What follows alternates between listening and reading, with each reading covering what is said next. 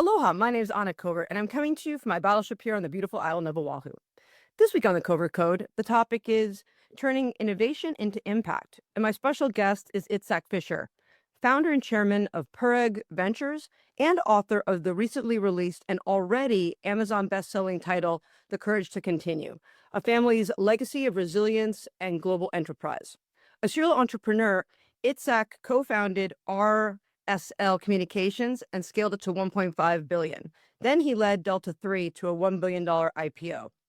And today he's here to share strategies on driving innovation, scaling businesses, and leading with impact with a special thing that he has in his heart for Rwanda, which I'm excited to learn more about. So thanks so much for being here today, Itzhak. Thank you for having me. So you have such an interesting story and background, and it's hard to know where to start, but if you want to just give us a little opening of how what led you to where you are today and the passion to write this book that you've released recently, June 10th. June 10th? June 10th. June 10th, yes. Yeah, okay. So those are two different subjects, but I'll start from the beginning. So I was born and raised in Israel, as you can hear by my accent.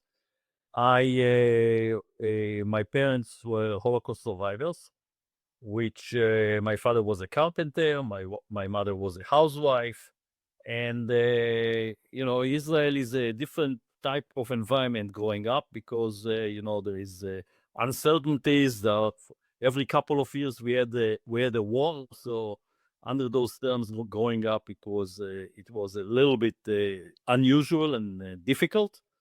But I always wanted to, as a child and later on in life, I always wanted to be my own boss.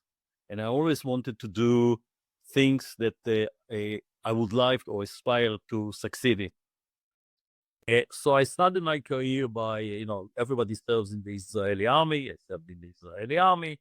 And then I went to study in the US.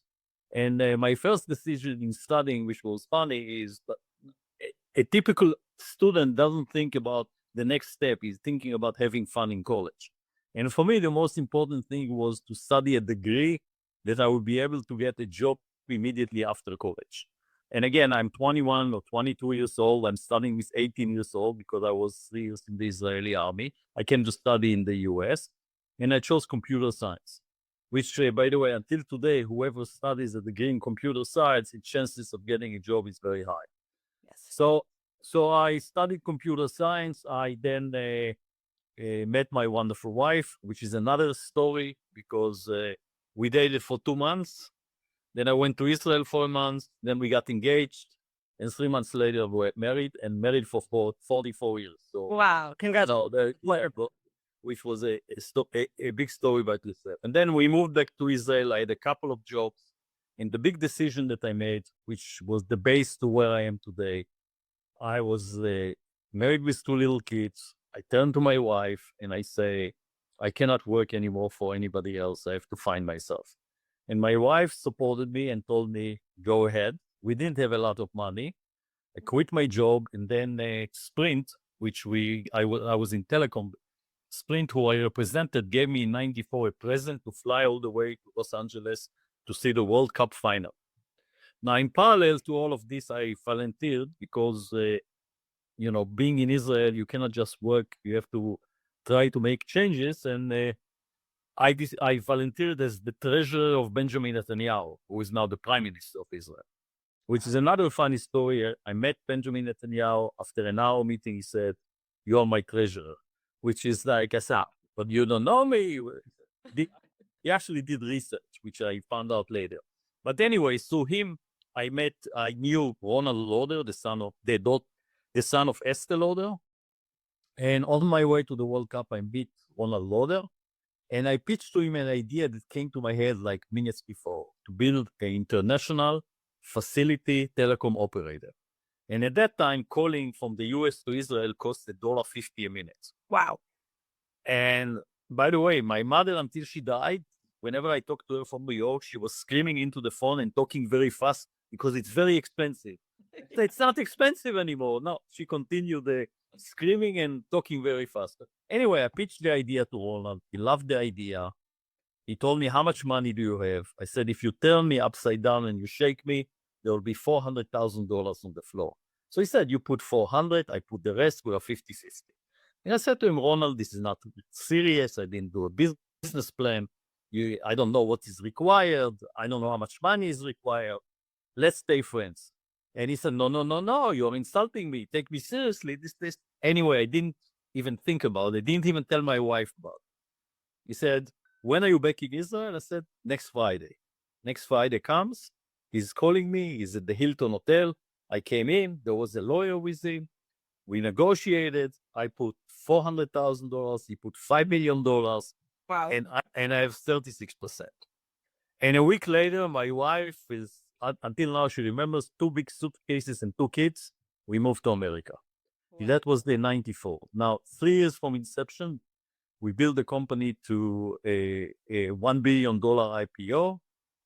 Company got to $1.2 billion revenues, operations money to market, over 4,000 employees, big success. So that's how I started, my business career. On Rwanda, it's a funny story. When I turned 60, we decided with our best friends to go on a safari to Africa. And we went to 4 countries. We went to Botswana, Tanzania, Rwanda, and Zambia. And everybody goes to Rwanda to climb on the mountains and see the gorillas.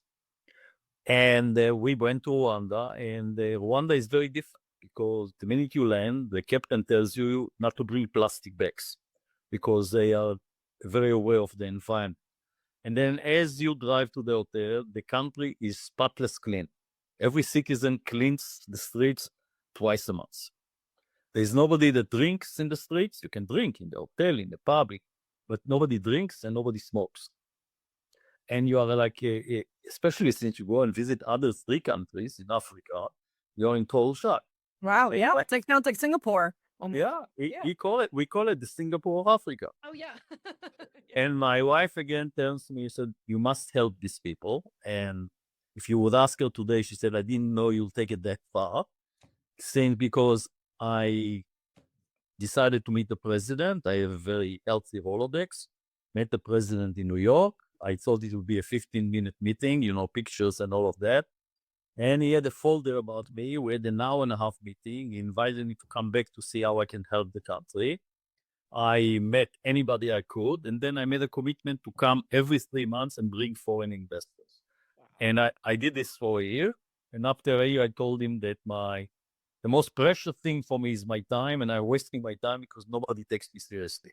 Because I used to people coming, promising, going back, and they forget that they were in Rwanda. And he said, no, no, no, I know that you'll be frustrated. The cabinet will nominate you, which they did, to be the chairman of the Rwanda Development Board, which is the most important body in Rwanda because it is in charge of all foreign investments, of all export, $300 million convention center. There is no Minister of Tourism. So it is in charge of all tourism. So the gorillas report to me now. And this, if you want to have to start a business in Rwanda, for example, we have now a center that you apply to RDB, which is the Rwanda Development Board, and within 6 hours you get a license. Really? So, yeah. Do you have any solar investment there? I do a lot of solar work. Many. Wow. Many. Because they have deals with people that set their own solar operation that the country is buying back per kilowatt, and they have a good IRR by doing that. So I've done this now for 9 years, and 2 years ago, the president asked me to chair, and I'm also the chair of the Rwanda Oil, Gas, and Mineral Authority, which is in charge of all the licenses there. So I've been to Rwanda every 3 months for the last 9 years. It's a big commitment because it's 22 hours door to door to get there. But I feel I know that they are happy, and I feel that I've contributed a lot, and I do it voluntarily. I don't get paid, but I do it on my own dime. So it is something that makes me feel. But I always say, they ask me, so what are you getting out of that? So I give them the example that when I land there, I get everybody that knows me says welcome home, and when I leave, they say thank you for helping our country. So that's what I get from Rwanda. Well, that's wonderful. That's a really amazing. I'm sure you've already seen the impact just in those 9, 10 years. Yeah. Yeah. What is the have you increased the general domestic product? I mean, is there any like measurable stats that you're looking at in terms of achievement? Sure. So on the RDB side, last year we did $2.2 billion foreign investments, which when I started, it was much, in the hundreds of millions. So it's a big impact there. On the tourism side, we did $770 million, which again, it's a 12 million people country that is landlocked. So it's a small country in Africa. So the numbers are supporting the time of the success. And the GDP grows between 6 to 8% a year. So Wow. it's one of those countries that you can actually see results with your own two eyes. That is beautiful. Wow. And so that leads us to your book, which I'm especially interested in. While I didn't have any direct family in the Holocaust, before I was a covert, I was a Lefkowitz, and I have family on my dad's side. Everyone was Jewish and fled actually year before the Holocaust from persecution in Russia. So I have some experience with never being on a list and whatnot, and my so interested to hear your story. All right. So first of all, my parents survived the Holocaust. It was a Holocaust, but it's a little bit lighter than my wife's parents, which I'll discuss in a second. My father jumped off a train on the way to Auschwitz and saved himself, and my mother was in a ghetto in Covert in Lithuania, and my grandfather, who operated a factory under the Nazis, heard that they are going to burn the ghetto, and he got my mother and her two brothers, but not my mother's mother, out because she couldn't get out, and she lost all of her family. My father lost most of his family in the Holocaust. My parents-in-law were both Auschwitz survivors, so they the worst of the worst. They met in New York after the war and got married. Now, the reason for the book is, my grandfather, before he died, sat down and wrote 20 pages in Yiddish, which is the ancient Jewish language, telling the story of the war, of what he did and how he saved the whole family. And then, now I have my own grandkids, and I was thinking, 200 years from now, if one of my descendants will find the book somewhere in a library or in a digital form, because by then there will be maybe no books, he would read the book and find out who were his ancestors and who we were, and more importantly, who our parents were, because what they went through and how they, family was a continuity was everything for them. I thought that this book can remind our everybody of the important thing of continuity, if the important thing that from total destruction, how life can be resurrected, and how can you have normal life after that. Wow, that's really interesting. And especially now for it to be released right now during all the things that are happening. How do you think that was there any changes that you made to the book? How long have you been working on this manuscript? Oh, it's like a year and a half. It's Okay. I took ghostwriter. I'm not, English is not my first language. It was very funny because our ghostwriter, I told my wife, and my wife and I collaborated obviously in the book. And I think both of us felt that she is like a therapist, not a ghostwriter. But when you go back and tell all the stories and all of that, and there's a lot of stories, family, about the business, about decisions, about Rwanda. I think that the process itself was something that was very healthy for me. Yeah. My wife was very much against writing the book in the beginning. I think she cooled she cooled off and supported it later on because of all the reasons that I mentioned. We really didn't think about this book in terms of commercial success. Again, for us, the most important thing was to leave the book for generations. Like legacy. Yeah. Yeah, but all the I have a lot of people that I worked with in my professional career, and a lot of people that know me in Israel and here. So I was pleasantly surprised that the book is selling relatively well for a biography. The biography is not a 10,000, 20,000, 50,000 copies, but we're going to work. I hopefully break a couple of thousand, which I'm very happy with. That's wonderful news.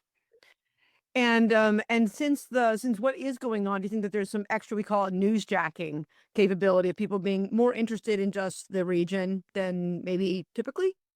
Well, again, if you're an Israeli, you have lived through everything that is in the book.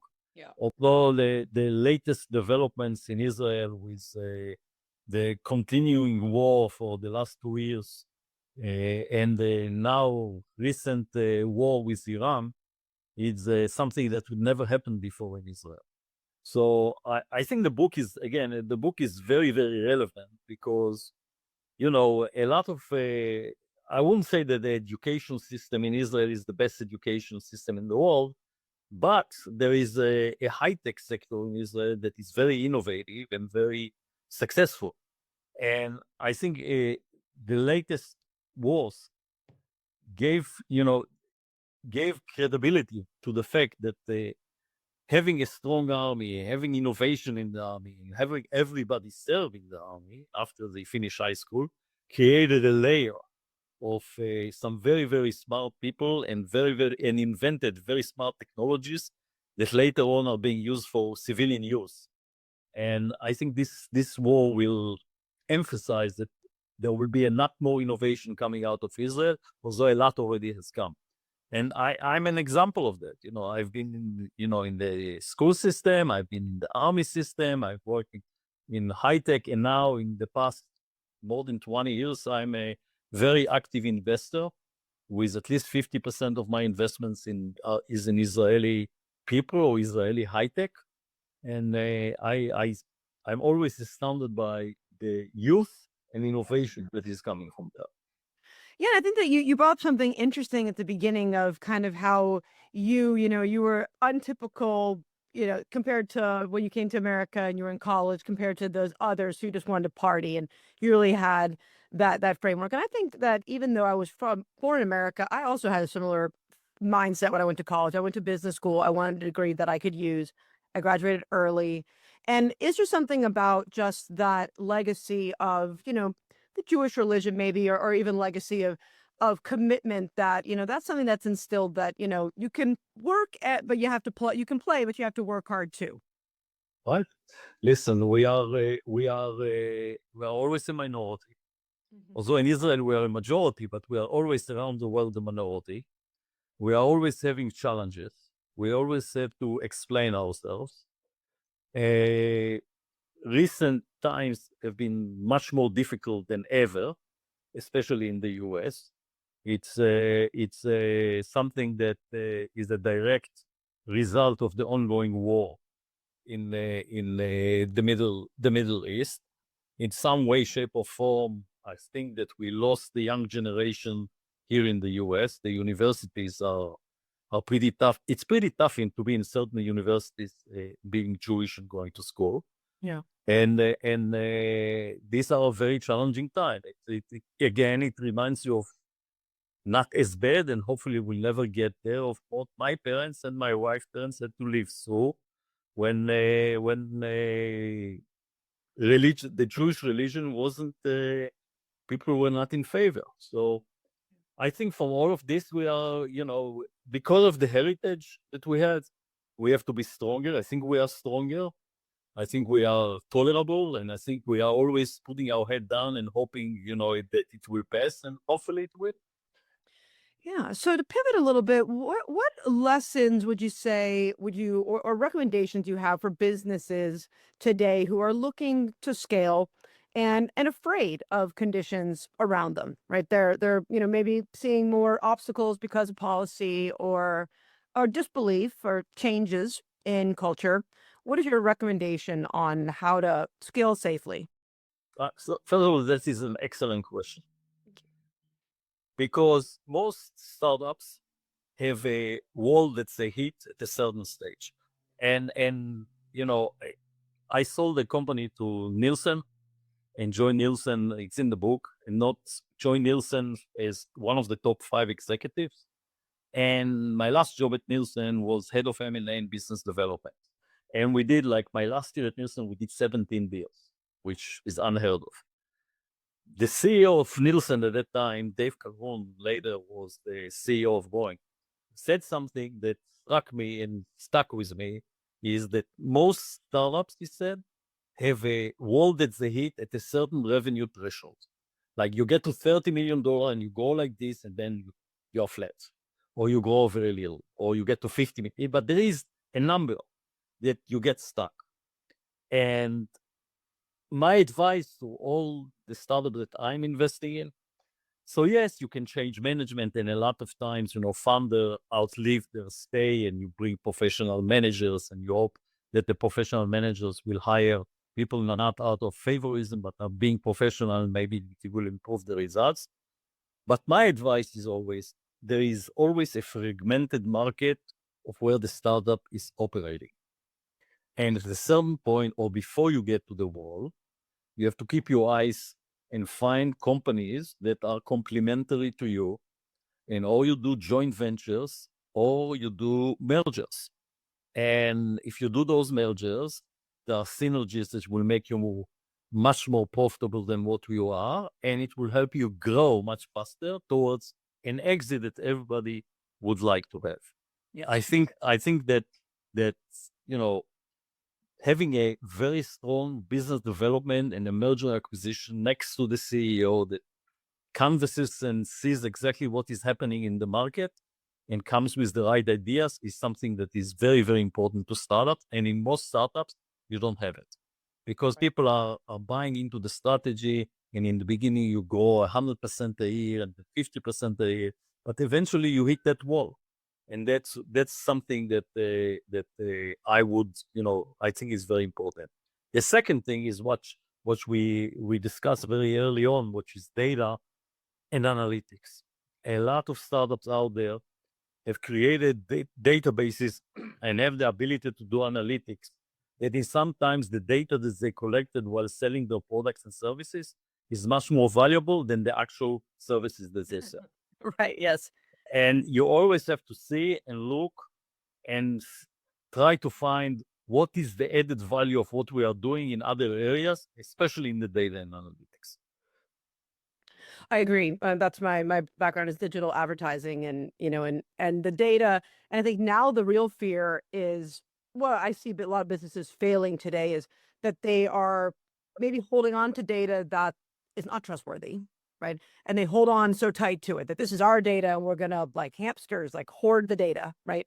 But then they're not and they want to use AI, but they are, not like opening it up kind of to, like, as an industry, what can we benefit from if we shared data, like from in supply chain? As a, for instance, I have a client who's doing that, and to create these signals, and people are so afraid to share the data, but unless we do, we're really in silos. So I'll give you an example. So again, when I was at Nielsen, one of the most profitable and big products was that you share your pricing on a platform. Yes. And if you share your pricing, you have the ability to see the pricing of all the other people that share the price.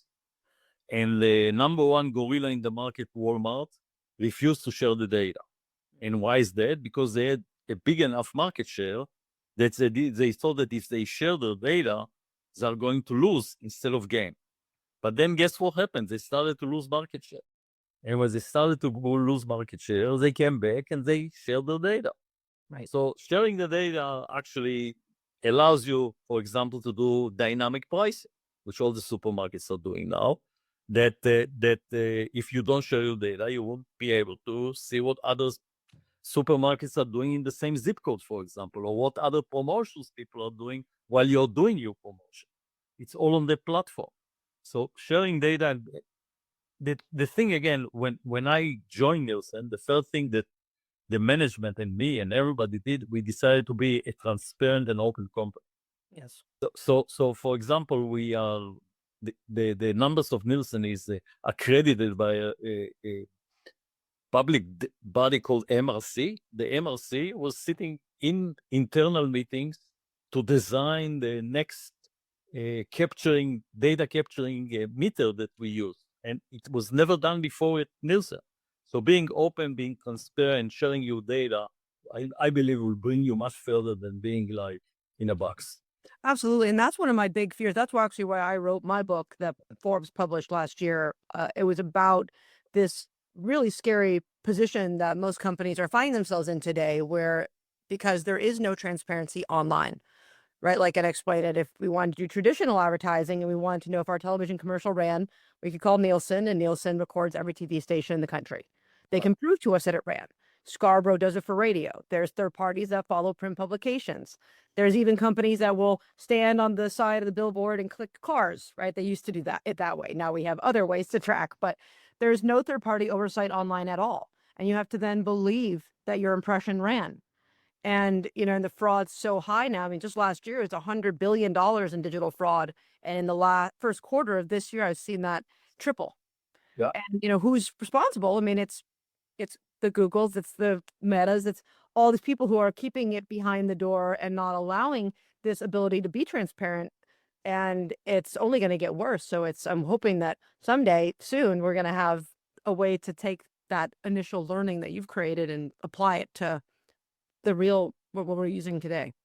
I'll tell you, the problem with this is that, with Nielsen rating for TV, I don't think it will ever be challenged, because that's the only time everybody agreed that those numbers are legit. When it came to online, every advertiser and every content provider and every website is using the numbers from the company that shows him the best. There is no like Nielsen rating for online that everybody agrees on. So I'm sitting now on the board of Comscore. By the way, I'm sitting on the board of Human, which is the fake traffic that you are discussing. Oh yeah. Yeah. So I'm very familiar with the problem. It is a very big problem. Yes. So the numbers that are being reported are not such. No, nobody can tell you if the numbers are real or not.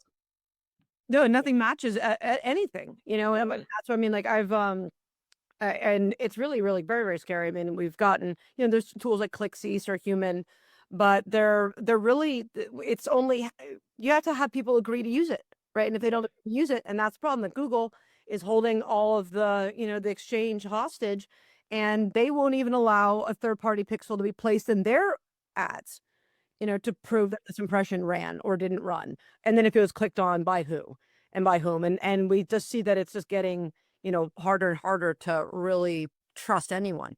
Yeah, they're measuring themselves. That's the biggest problem. Like Google will measure Google, Meta will measure Meta. It's doesn't make sense. So is there any hope for some kind of oversight entity that could happen in the future? So, unless the government gets involved or somebody that can enforce them to cooperate and come with a measurement that is agreed by all, will never happen. There were many initiatives, Canoe, and then there was another one recently of the major advertisers getting together and trying to force a uniform measurement that will be agreed by all. They have too much power, the Google and the Meta and all of this, and their business is based on their numbers, and they have a lot to lose. So yeah. I mean, it makes me feel like it makes me think about the Better Business Bureau. And when it first was founded was because, of bad actors advertising and lying to the consumer, right? And that these executives got together and realized that unless we self-regulate, we'll be overregulated. And I feel like this is a critical time for the industry. And really, truly, I think that the writing's on the wall that, I mean, I'd spend a couple million, maybe a month in advertising online, and the results are starting to diminish so quickly and so rapidly that people, before you know it, there's not going to be an industry to advertise, right? Because there's no more. And the prices keep going up all the time. It's unbelievable. Like every going back to startups. If you are a B2C, in order to get to the C, you have to pay a fortune for digital advertising of Meta on Instagram, on Google. And the problem is in all of this is the life of a client that came to you digitally, the churn is very high. So my son just started a new startup, which is cool, which is home services. Or, like if you would like to have somebody come to your house and be a poker dealer for a poker game.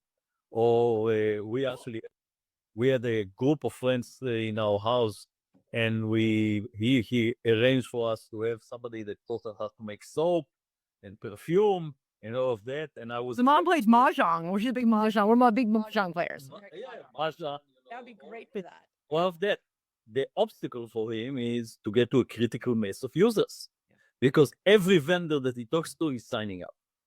Nothing to lose. You get business, you give a commission, that's it. But to get to a critical mass of users is going to be his challenge. He's a very creative guy.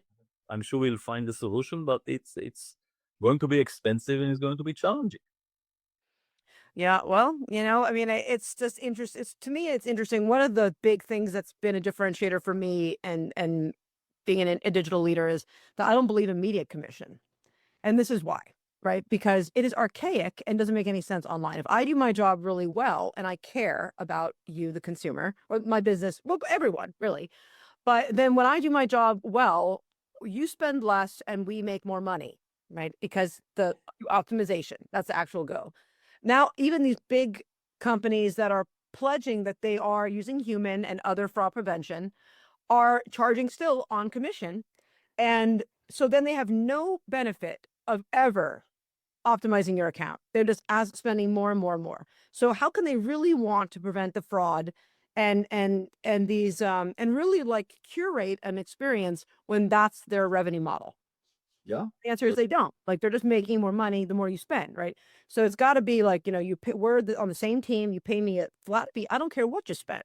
That's not the point. The point is that our goal together is to make it that you're going to pay less and less and less by playing the game. And that's what my book's about, like how to educate people on how to play that game. Because I had people crying to me on the phone. It's like that where had I been? And I mean, by the time they, just like your son, I mean, some of these people, they're big companies, small companies. By the time they reached me, they had already been through 3 or more agencies, often spending hundreds of thousands of dollars, if not more, without a result, And finally, I'm like, someone has to do something, but is it enough, right? And that's really, I think, what we're all looking for is someone or some entity that can really create that critical mass of, hey, we're all the exchange, the trade desks, we're all going to be using this pixel in the creative, and that pixel will prove that it was shown, it was exposed, it ran, this is where it ran, and what had happened from that, That's been the discussion for the last 10 or 15 years. Well, Yeah, exactly. I hope it gets closer. Totally. Yeah. Well, I know that you have a lot of things to do. I really appreciate you chatting with me today. Is there Sure. anything else you want to share? Do you have any book events coming out, or are you planning on doing what's next for you? We are doing some advertising on Amazon, and again, I wanted to say with the publisher, Forbes like you, the amount of money that I put down to marketing, I wanted to see how it works, and based on the results that we get, we'll decide how to continue. Great. Well, early on. Early on, but yeah. So we almost had the same book birthday. My book was released last year, June 18th. So How did you do? Pretty good. I mean, now we just reached with my podcast, which I started right a little bit before the book. I started it in March of last year. I just reached 14,000 followers just today. Right. On YouTube, and there's other channels as well. And yeah, it's I've Soon you're going to be able to monetize.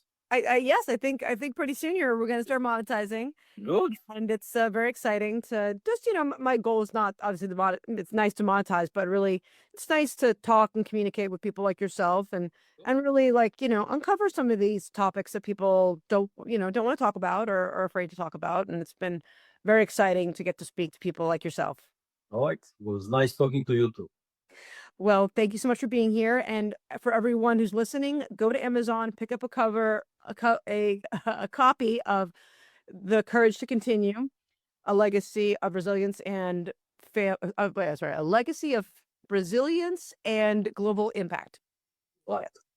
And for all my listeners, please join me next week as I interview another industry expert in topics to help you succeed on and offline. I'll see you in the pixels. Aloha. I hope you enjoyed this episode of the Covert Code podcast. To stay up to date with all our future episodes, follow us on your favorite podcast platform.